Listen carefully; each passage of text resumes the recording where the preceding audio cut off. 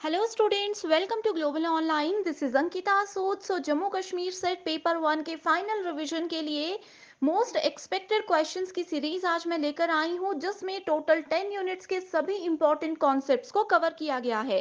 इस सीरीज की सबसे खास बात यह है कि इसमें से एज इट इज क्वेश्चंस भी आपको एग्जामिनेशन में पूछे जा सकते हैं, एंड साथ ही यहाँ पर हर एक क्वेश्चन के साथ आपको डिटेल्ड एक्सप्लेनेशन दी जाएगी, ताकि इस कम समय में भी क्वेश्चंस की मदद से आपके सारे कॉन्सेप्ट्स क्लियर हो जाएं।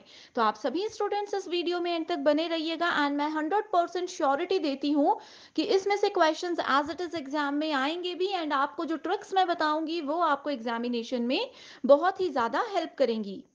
सेशन को स्टार्ट करने से पहले आपको पता होना चाहिए कि जम्मू कश्मीर सेट एग्जाम को क्वालिफाई करने के लिए पेपर 1 प्रिपरेशन पर आपको बहुत ध्यान देना है। इसमें आपको स्मार्ट प्रिपरेशन कैसे करना है, कैसे आप लोग 75 प्लस स्कोर कर सकते हो, इसके लिए कंप्लीट कोर्स हमने लॉन्च किया है, जिसमें आपको फुल सिलेबस वीडियो लेक्चर्स हम प्रोवाइड करवाते हैं। एग्जामिनेशन से पहले आपका पूरा सिलेबस कवर करवाने की 100% श्योरिटी मैं देती हूँ। हर एक वीडियो लेक्चर में स्मार्ट ट्रिक्स और शॉर्ट ट्रिक्स के साथ आपको बहुत ही सिंपल और इजी लैंग्वेज में सारे कॉन्सेप्ट्स क्लियर करवा दिए जाएंगे। फुल सिलेबस नोट्स यहाँ पर आपको पीडीएफ के फॉर्मेट में हम प्रोवाइड करवाते हैं, जिसको बहुत ही आसानी से आप सभी अपने मोबाइल फोन में भी डाउनलोड करके कभी भी कहीं पर पढ़ सकते हो। फुल सिलेबस मॉक टेस्ट में कंप्लीट 10 यूनिट्स को कवर किया गया है, जिसमें से एज इट इज क्वेश्चंस बहुत बार एग्जाम में पूछे जाते हैं। एंड इस मॉक टेस्ट से आपको एक क्लियर आइडिया ये भी हो जाएगा कि किस लेवल के क्वेश्चंस इस पेपर में पूछे जाते हैं। इसके अलावा previous year questions with solution हम आपको देते हैं, जिससे आपको ये भी पता चल जाएगा कि काफी सारे क्वेश्चंस एग्जाम में रिपीट होते हैं, कैसे आपने करेक्ट आंसर को आइडेंटिफाई करना है और एग्जाम का क्या लेवल है। इसके अलावा 2000 प्लस एमसीक्यू क्वेश्चन बैंक, जिसमें हर एक क्वेश्चन के सॉल्यूशन के साथ आपको डिटेल में एक्सप्लेनेशन भी प्रोवाइड करवाई जाती है। एंड अगर आपके कोई कॉन्सेप्ट क्लियर नहीं है तो 2000 एमसीक्यू पीडीएफ में आपके वो कॉन्सेप्ट भी बिल्कुल क्लियर हो जाएंगे। इस चीज की भी मैं आपको श्योरिटी देती हूँ।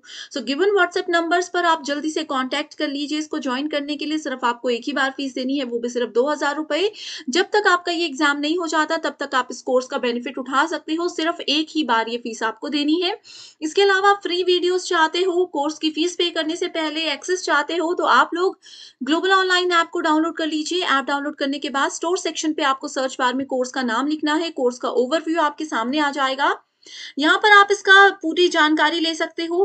कंटेंट सेक्शन पर क्लिक करोगे तो आपके सामने पेपर 1 का कंप्लीट सिलेबस है, मॉक टेस्ट है, 2000 एमसीक्यू पीडीएफ है, एंड यहाँ पर आप देख सकते हो यूनिट वाइज फोल्डर्स हैं, जिसमें आपको टेस्ट भी मिल जाएंगे, वीडियो लेक्चर्स भी मिल जाएंगे और एक पीडीएफ फाइल मिल जाएगी, जिसमें कंप्लीट आपको यहाँ पर नोट्स हम प्रोवाइड करवाते हैं इंग्लिश एंड हिंदी दोनों ही लैंग्वेजेस में। जैसे अगर हम रिसर्च की बात करें, आप देख सकते हो थियरी लेक्चर्स अवेलेबल है, एमसीक्यूज लेक्चर्स अवेलेबल है, नोट्स और टेस्ट सीरीज यहाँ पर हम आपको एग्जाम के लेवल के हिसाब से प्रोवाइड करवाते हैं। आज ही गिवन व्हाट्सएप नंबर्स पर जल्दी से कांटेक्ट कीजिए एंड इस कोर्स का बेनिफिट उठाइए। सबसे पहले यहाँ पर देखते हैं, क्वेश्चन है स्टेटमेंट बेस्ड क्वेश्चन, जिसमें कि पूछा गया है the disadvantage of interpersonal communication is the availability of immediate feedback. यहाँ पर इंटरपर्सनल यानी कि अंतर व्यक्तिगत संचार के बारे में बात की गई है। देखो स्टूडेंट, दो कम्युनिकेशन होते हैं। एक होता है इंट्रापर्सनल। इंट्रापर्सनल में क्या होता है, एक व्यक्ति जब अपने आप से बात करता है, अपने आप से बात करने का ये मतलब है कि मान लीजिए आप किसी चीज की रिहर्सल कर रहे हो, शीशे के सामने आप बोल रहे हो या फिर मन में कुछ अपने आप से बात कर रहे हो, तो वो इंट्रापर्सनल होता है। इंटरपर्सनल कम्युनिकेशन में जब एक व्यक्ति किसी दूसरे व्यक्ति के साथ बात कर रहा होता है, वो होता है, ठीक है। इसमें बोला है कि डिसएडवांटेज इसकी ये है कि इसमें इमीडिएट फीडबैक हम लोगों को मिल जाता है। स्टेटमेंट 2 बोलती है कि greater advantage of mass communication is it's delayed feedback. आपको पहले मास कम्युनिकेशन के बारे में पता होना चाहिए। ये होता है जैसे कि भाषण दिया जाता है, एक व्यक्ति जो है वो बोल रहे हैं, मैसेज को डिलीवर कर रहे हैं, एंड एक बहुत बड़ी ऑडियंस, यहाँ पर 50, 100, 200, 300 लोग जो हैं उस मैसेज को सुन रहे हैं। ये होता है मास कम्युनिकेशन। जैसे कि रेडियो आप लोग सुनते हो, रेडियो में एक व्यक्ति बोलता है और दुनिया भर के बहुत सारे लोग एक साथ सेम मैसेज को सुनते हो। न्यूज चैनल आप लोग देखते हो, तो ये सारे मास कम्युनिकेशन यानी कि जन संचार के प्रकार के अंदर आते हैं। इसकी डिसएडवांटेज ये बोली है कि इसमें जो फीडबैक होता है वो बहुत डिले होता है, बहुत स्लो होता है। करेक्ट आंसर है यहाँ पर both the statements are false, ऐसा कुछ भी नहीं है। इंटरपर्सनल कम्युनिकेशन यानी कि अपने आप से अगर कोई बात कर रहे हैं, या सॉरी, एक पर्सन अगर दूसरे पर्सन से बात कर रहे हैं, इसमें इमीडिएट फीडबैक हो ये जरूरी नहीं है। ठीक है। एंड मास कम्युनिकेशन का एडवांटेज ये नहीं होता कि इसमें डिलेड फीडबैक हो, इसमें फीडबैक होता ही नहीं है, बहुत बार ऐसा होता है। अब आप लोग रेडियो सुन रहे हो तो क्या आप लोग रेडियो वाले को फीडबैक देते हो? नहीं देते हो। तो ये इसका एडवांटेज नहीं है, इसलिए दोनों स्टेटमेंट्स फॉल्स हैं। डिटेल्ड वीडियो ऑलरेडी मैंने बनाई है जिसमें कम्युनिकेशन के इंपॉर्टेंट टाइप्स को कवर किया गया है रियल लाइफ एग्जांपल्स के साथ। नहीं देखी है तो कमेंट कीजिए, मैं लिंक शेयर कर दूंगी। नेक्स्ट क्वेश्चन है, which of the following file format are appropriate for distributing video files across the internet? So internet के थ्रू अगर आप लोगों ने वीडियो फाइल्स को शेयर करना है तो आप लोगों को कौन से वीडियो फॉर्मेट्स को यूज करना चाहिए? सो करेक्ट आंसर है option number B, that is A and E. देखो ये जो है ये भी एक फाइल वीडियो का फॉर्मेट है और ये भी वीडियो फॉर्मेट है। ये और ये जो है ये होते हैं आप लोगों के पास ऑडियो फाइल के फॉर्मेट, ठीक है। अब जैसे देखो किसी भी इमेज के आगे मान लीजिए इमेज का नाम है एबीसी डॉट जेपीजी, डॉट के बाद कोई भी वर्ड होता है, कोई भी एक पर्टिकुलर फॉर्मेट होता है, ये क्या बताता है? ये हमें बताता है कि कौन से टाइप ऑफ फाइल को यहाँ पर यूज किया जा रहा है। जेपीजी, पीएनजी ये हमें बताता है कि इमेज फाइल है। एमपी3 डब्ल्यूएमए हमें बताता है कि ये ऑडियो फाइल है, यानी कि कोई गाना है या कोई रिकॉर्डेड ऑडियो है, ठीक है। इसके अलावा GIF जो होता है वो मूविंग इमेजेस होती हैं। वैसे ही MP4 क्या होता है? इमेज नहीं, ये होता है वीडियो फॉर्मेट। अब होमवर्क क्वेश्चन मैंने दे दिया आप लोगों को कि .aif कौन सी फाइल होती है, ऑडियो वीडियो GIF फाइल होती है, कौन सी फाइल होती है, मुझे कमेंट करके बताइए। होमवर्क क्वेश्चन एग्जाम में 100% किसी ना किसी शिफ्ट में ये आएगा ही आएगा। नेक्स्ट क्वेश्चन है, an in ancient Indian education system learners were given training in following occupations in the fields of। so अगर हम लोग प्राचीन भारत शिक्षा प्रणाली की बात करें तो वहां पर जो स्टूडेंट्स होते थे उनको किस किस फील्ड में शिक्षा दी जाती थी? Architecture, animal husbandry, agriculture, administration या फिर dairy farming. So correct answer है A B C and E. So administration यानी कि प्रशासन की शिक्षा वहां पर नहीं दी जाती थी, बाकी सब कुछ सिखाया जाता था। हर एक फील्ड में वहां के उस समय के लर्नर जो है वो बहुत एक्टिव होते थे। नेक्स्ट क्वेश्चन है, identify the correct sequence of information processing of in communication. अब देखो ये क्वेश्चन जो है, कम्युनिकेट अगर करते हैं, दो लोग आपस में बातचीत कर रहे हैं ए एंड बी, सबसे पहले उन लोगों को कौन से स्टेप को फॉलो करना है? सबसे पहले इनपुट। ए ने कोई डेटा उनको देना है तो उनके पास इनपुट होना चाहिए। उसके बाद आता है डेटा प्रोसेसिंग की क्या बात वो करना चाहते हैं, ठीक है। इनपुट के लिए ये होना चाहिए एक पर्सन। उसके बाद क्या बात वो करना चाहते हैं, डेटा होना चाहिए, उसको डेटा एंट्री उनके पास होनी चाहिए। तीसरा आ जाता है प्रोसेसिंग की, जो डेटा एंटर है, जो उनके दिमाग में डेटा है, जो उनके दिमाग में बात है, उसको कैसे प्रोसेस करके किस तरीके से पर्सन बी तक पहुंचाना है। देन वी हैव स्टोरेज की, स्टोरेज कैसे उसको किया जाएगा। देन आउटपुट कि पर्सन बी या कंप्यूटर बी है उसकी आउटपुट हम लोगों को क्या बताता है। सो यहाँ पर एक कंप्यूटर से दूसरे कंप्यूटर के बीच में जब इंफॉर्मेशन शेयर होती है तो इस प्रोसेस को फॉलो किया जाता है। ओके, बहुत बार ये क्वेश्चन एग्जाम में आया है। नेक्स्ट क्वेश्चन है, the open source platform course builder on which NPTEL courses are seen was created by. So it was created by Google. ये 2022 में आप लोगों से क्वेश्चन पूछा गया था, ठीक है। तो कोर्स बिल्डर जो है इसको गूगल ने 2012 में डेवलप किया था। एंड किस प्रोग्रामिंग लैंग्वेज की मदद से इसको डेवलप किया गया है?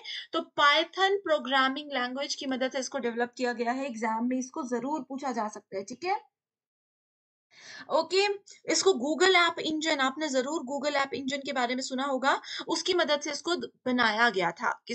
सो नेक्स्ट क्वेश्चन है, which among the following words processed Kothari commission vis a vis language. तो सबसे पहले आपको पता होना चाहिए कि कोठारी कमीशन क्या होता है, कोठारी आयोग क्या होता है। मोस्ट इंपॉर्टेंट टॉपिक है, इसके बारे में आप लोग सब कुछ पढ़कर जाइएगा। सेपरेट वीडियो चाहते हो इस कमीशन पे तो भी मुझे कमेंट करके बताइए, हमेशा की तरह आपकी रिक्वेस्ट को पूरा किया जाएगा, ठीक है। सो गवर्नमेंट ऑफ इंडिया ने national education commission NEC national education commission बनाया था, जिसको कि कोठारी कमीशन के नाम से भी जाना जाता है। ये एक एडहॉक कमीशन था, ठीक है। ये एडहॉक कमीशन था, कोठारी सर के नाम से इसको बनाया गया था, इसीलिए इसको कोठारी कमीशन का नाम दिया गया था। इसमें गर्ल्स की एजुकेशन पर बहुत ध्यान दिया जाता था, ठीक है। गर्ल्स को कैसे प्रोत्साहित किया जाए, उनको कैसे बेस्ट से बेस्ट एजुकेशन दी जाए, ये इस चीज में इस कमीशन में ध्यान दिया जाता था। तो इसमें 3 लैंग्वेज फॉर्मूला को यूज़ किया जाता था, ये एग्ज़ाम में पूछा गया है। एग्ज़ाम में ये भी पूछा जा सकता है कि कोठारी कमीशन के अंदर कितने पिलर्स थे? तो इसके अंदर 4 पिलर्स ऑफ लर्निंग बनाए गए थे। ओके, 4 पिलर्स क्या थे? ये मैं डिस्कस कर चुकी हूँ। ये फास्ट रिवीजन सेशन है, तो यहाँ पर मैं डिटेल में आपको नहीं बताऊँगी। ओके, नेक्स्ट क्वेश्चन है, which of the following natural hazard is not hydrometeorological, यानी कि जल मौसम वैज्ञानिक कौन-सा यहाँ पर प्राकृतिक संकट नहीं है? करेक्ट आंसर है सुनामी। हाइड्रोमेटेरियोलॉजिकल जो है ये मेटेरोलॉजी का ही, यानी कि ये आपका मौसम वैज्ञानिक इसका ही एक पार्ट आता है, जिसमें कि जैसे कि वाटर बजट है, रेनफॉल स्टैटिक है, स्टॉर्म्स जो पानी के अंदर आते हैं, उन सबको कंट्रोल करने के लिए क्या-क्या उन सब से रिलेटेड जो प्रॉब्लम्स होती हैं, उनको कैसे कंट्रोल किया जाता है, वो सब चीज़ें आती है। आप लोगों ने ट्रॉपिकल साइक्लोन का नाम सुना होगा, ठीक है? ट्रॉपिकल साइक्लोन का नाम सुना होगा, जिसको टाइफून के नाम से भी जाना जाता है, यूरिकेन्स के नाम से भी जाना जाता है, ठीक है? ये इसके एक एग्जाम्पल है। फ्लड जो होते हैं, फ्लैश फ्लड्स जो होते हैं, ये सब भी हाइड्रोमेटेरोलॉजिकल हजार्ड का ही एक एग्जाम्पल है, ठीक है? नेक्स्ट क्वेश्चन है, विच ऑफ द फॉलोइंग, ये 2023 जो भी एग्जाम हुआ था लास्ट साइकिल, ठीक है, फरवरी वाला, उसमें क्वेश्चन पूछा गया था, which of the following is a technique to provide right kind of support in right amount at right time to increase child's competence. So यहाँ पे बोला गया है कॉम्पिटेंस, यानी कि क्षमता, ठीक है? कौन सी वो टेक्निक होती है जो कि सही समय पे सही टाइम पर किसी बच्चे को दी जाए ताकि उनकी क्षमता को बढ़ावा दिया जा सके। सो वो क्षमता होती है स्कैफोल्डिंग। ये नया टर्म है, बहुत बार आप लोगों ने नहीं सुना होगा। तो स्कैफोल्डिंग क्या होता है? It is a classroom teaching technique in which instructors deliver lessons in distinct segment, providing less and less support as students master new concept और मटेरियल, ठीक है? ये होता है स्कैफोल्डिंग, बहुत इंपॉर्टेंट टर्म है ये। अगर कोई बच्चे के लिए हाईएस्ट लेवल पर उसकी क्षमता को पहुंचाना है तो इस मेथड को यूज किया जाता है। इंस्ट्रक्टर लेसन्स को यहाँ पर डिलीवर करते हैं छोटे छोटे सेगमेंट्स में। Okay, next question we have is, which of the following pollutant is the major cause of respiratory disease? So correct answer है सस्पेंडेड फाइन पार्टिकल्स। सो ये है इसमें correct answer. Suspended fine particles क्या होते हैं? छोटे छोटे पार्टिकल्स होते हैं, जिसमें कि डस्ट पार्टिकल्स को भी इंक्लूड किया जाता है, वाटर पार्टिकल्स होते हैं, स्मॉल बिट्स होते हैं, सॉलिड मटेरियल, लिक्विड मटेरियल होते हैं जो कि एयरबोर्न बन जाते हैं बाद में। नेक्स्ट क्वेश्चन है, fly ash produced in thermal power plants is an eco friendly resource for use in what? So इसका करेक्ट आंसर है एग्रीकल्चर एज माइक्रोन्यूट्रिएंट, यानी कि सूक्ष्म पोषक तत्व के रूप में कृषि। दूसरा है बंजर भूमि का विकास करना। तीसरा है बांध व जल धारण संरचनाएं, और चौथा है ईंट उद्योग। सो सभी के सभी बिल्कुल करेक्ट आंसर है। फ्लाई ऐश जो कि थर्मल पावर प्लांट्स में प्रोड्यूस की जाती है एंड ये इको फ्रेंडली भी होती है। ओके, नेक्स्ट क्वेश्चन है, which of the following types of natural disaster has no definite beginning and end? So वो कौन सा नेचुरल हजार्ड, वो कौन सी प्राकृतिक आपदा ऐसी होती है जिसका शुरू होने का और रुकने का कोई निश्चित या निर्धारित समय नहीं होता? वो होता है सूखा। अर्थक्वेक का पता है कि कुछ सेकंड्स के लिए आएगा, रुक जाएगा। लैंडस्लाइड भी, एक बार मिट्टी गिर जाएगी, पहाड़ धंस जाएगा और फिर रुक जाएगा। तूफान का भी पता है कुछ समय में रुक जाएगा, लेकिन सूखे का कोई भरोसा नहीं होता। ये आज अगर शुरू होता है तो पता नहीं है कि कितने दिन बाद बारिश होगी, कितने दिन बाद इससे निजात लोगों को मिलेगी। नेक्स्ट क्वेश्चन है, which of the following is considered as major source of pollution in rivers of India? ये बहुत बार रिपीट हो चुका है क्वेश्चन। सो अनट्रीटेड सीवेज जो होते हैं, यानी कि घरों का पानी, इंडस्ट्रीज का पानी जो ट्रीट नहीं किया जाता, घर में जो टॉयलेट्स होते हैं उनका पानी एक जगह पे स्टोर नहीं किया जाता, वो गंदा पानी नदियों में मिला दिया जाता है, तो वो उसकी वजह से सबसे ज्यादा पॉल्यूशन रिवर में हो रहा है। नेक्स्ट क्वेश्चन, ये भी आप लोगों का 2022 में पूछा गया क्वेश्चन है।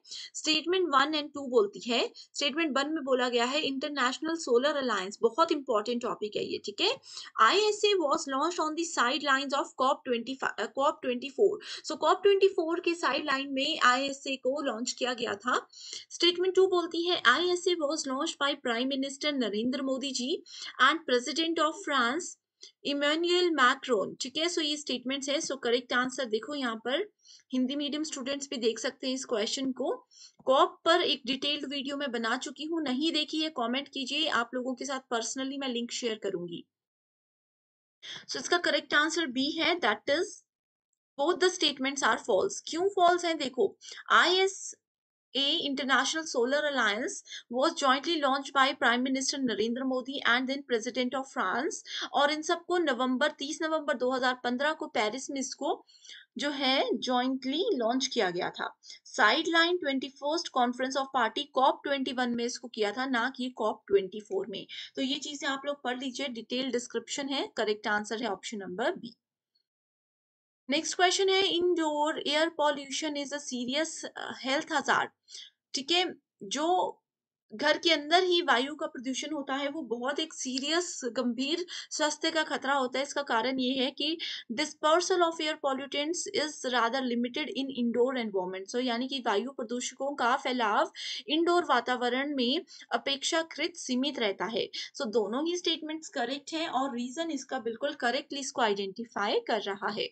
नेक्स्ट क्वेश्चन है, in terms of their contribution to total power generation in India identify correct sequence of energy. So पहला है थर्मल पावर प्लांट्स TPP, दूसरा है लार्ज हाइड्रो पावर प्रोजेक्ट्स, तीसरा है न्यूक्लियर एनर्जी एंड चौथा है renewable energy.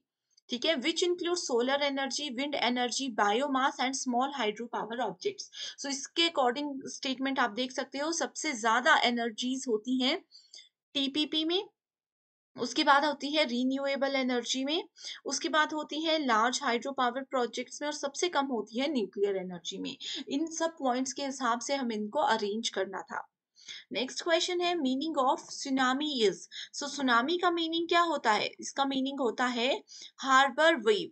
The word tsunami comes from the Japanese term.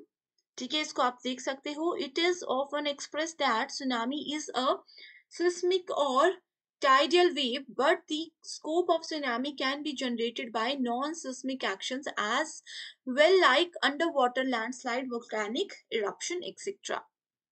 Next question है, turbulent and rapidly flowing waters are generally depleting in oxygen। Hindi medium students भी देख सकते हो। ठीक है, स्टेटमेंट 2 बोलती है, adding organic material such as sewage और paper pulp to water stimulate activities and oxygen consumption by decomposers। So correct answer है इसका option number D, that is both the statements are first statement is false and second statement is true।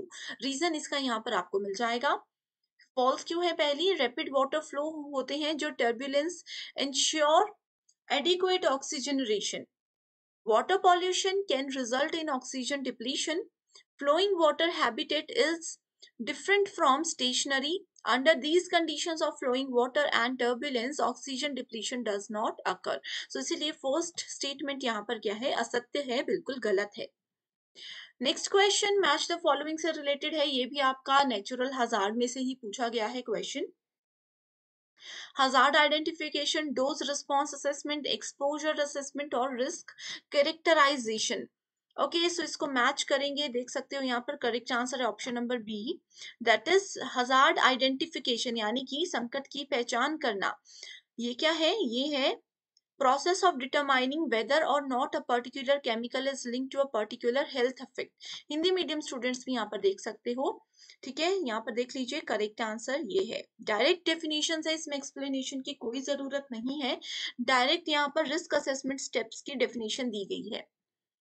Next question है, statement based learner centred approach is centred to teacher needs. ठीक है, तो ये statement बिल्कुल गलत है।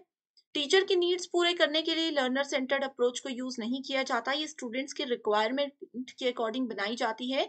ये भी 2023 में पूछा गया क्वेश्चन है। स्टेटमेंट 2 बोलती है, learner centred approach is centred on cooperative determination of subject matter. ठीक है, ये क्या है? ये एक सेंटर्ड अप्रोच है जो कि कोऑपरेटिव डिटर्मिनेशन होती है किसी सब्जेक्ट मैटर पर। तो ये स्टेटमेंट बिल्कुल करेक्ट है। नेक्स्ट क्वेश्चन, स्वयं प्रभा, आपको पता है कि DTH चैनल होते हैं। होमवर्क क्वेश्चन ये है कि बताइए स्वयं प्रभा के अंदर कितने number of DTH channels available है।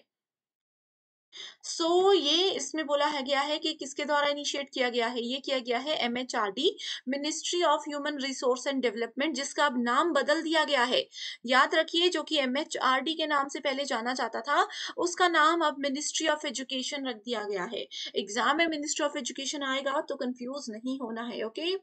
अगला क्वेश्चन है, अ लर्नर कंबाइंस हिज और हर प्रीवियस स्कीम्स और modifies them as per new experiences. एक स्टूडेंट ने अपनी पुरानी स्कीम्स, अपने पुराने नॉलेज को यूज किया, देखा और उसको मॉडिफाई किया अपने एक्सपीरियंस के हिसाब से। The process of combining and modifying existing schemas and to arrive at new schema, इसको क्या बोला जाता है? इसको बोला जाता है कॉमोडेशन। अब जैसे मैं टीचिंग जब पहले करती थी, जब मैंने बिल्कुल शुरुआत में नया ऑनलाइन टीचिंग किया था, तो पहले का तरीका मेरा पढ़ाने का कुछ और था, अब का कुछ और है। तो मैंने अपने पुराने नॉलेज, पुराने तरीके और पुराने एक्सपेरिमेंट से कुछ नया सीखा एंड अब उसको यूज करके जो मैं कुछ नया अचीव कर रही हूँ, उसको अकोमोडेशन बोला जाता है, ओके। नेक्स्ट क्वेश्चन है, occurrence of natural hazards affected by. प्राकृतिक खतरों की जो घटनाएं होती है, उसको किससे प्रभाव करता है, किसको वो प्रभावित करता है? Land use changes, drainage and construction, और तीसरा है क्लाइमेट चेंज। ओजोन डिप्लीशन, यानी कि ओजोन की कमी का इसमें कोई फर्क नहीं पड़ता। अगला क्वेश्चन है, which of the following pollutant gases is not produced both naturally as a result of industry activities। not produced naturally बोला है तो क्लोरोफ्लोरोकार्बन, CFC जो होते हैं वो इस तरीके से डेवलप नहीं किए जाते हैं, ओके। नेक्स्ट क्वेश्चन है, among the following fuel of energy, which of the following environment friendly? Which of the following is the most environment friendly? Correct answer here is hydrogen. सबसे ज्यादा सबसे ज्यादा environment friendly जो है वो hydrogen ही होती है as compared to बाकी के 3। ICT यूनिट से क्वेश्चन है, identify the correct sequence of information processing. Repeated question है, आप देख सकते हो। ये भी रिपीटेड क्वेश्चन है, इसमें मैं आप लोगों को बता देती हूँ। इंटरपर्सनल, इंट्रापर्सनल और मास कम्युनिकेशन मैंने आप लोगों को फर्स्ट क्वेश्चन में ही बता दिया था। एक और होता है, वो होता है ग्रुप कम्युनिकेशन। स्टूडेंट्स को ग्रुप और मास में कंफ्यूजन रहता है। मास कम्युनिकेशन की अगर पहले हम बात करते हैं, फिर से एक पर्सन बहुत सारे लोगों को एक साथ कोई मैसेज दे रहा है। बेस्ट एग्जाम्पल है न्यूज चैनल्स, न्यूज पेपर्स भी इसके एग्जाम्पल है, ठीक है, रेडियो भी इसका एग्जाम्पल है। और ग्रुप कम्युनिकेशन क्या होता है, इसमें सब लोग पार्टिसिपेट करते हैं, बहुत सारे लोग तो नहीं होते लेकिन सब पार्टिसिपेट करते हैं। सबको बोलने का, अपने व्यूज रखने का पूरा अधिकार होता है, ओके। नेक्स्ट क्वेश्चन है, Kohlberg's theory of moral development comprises of following stages. ठीक है, कोलबर्ग की जो थ्योरी है मोरल डेवलपमेंट से रिलेटेड, उसमें कौन कौन से स्टेजेस होते हैं? उसमें होते हैं एन ओबीडियंस ऑर्डिनेशन, यानी कि आज्ञाकारिता, दीक्षा। दूसरा होता है रिवॉर्ड्स एक्सचेंज ऑर्डिनेट ऑर्डिनेशन। उसके बाद आता है law and order all the nation, social contract ordination.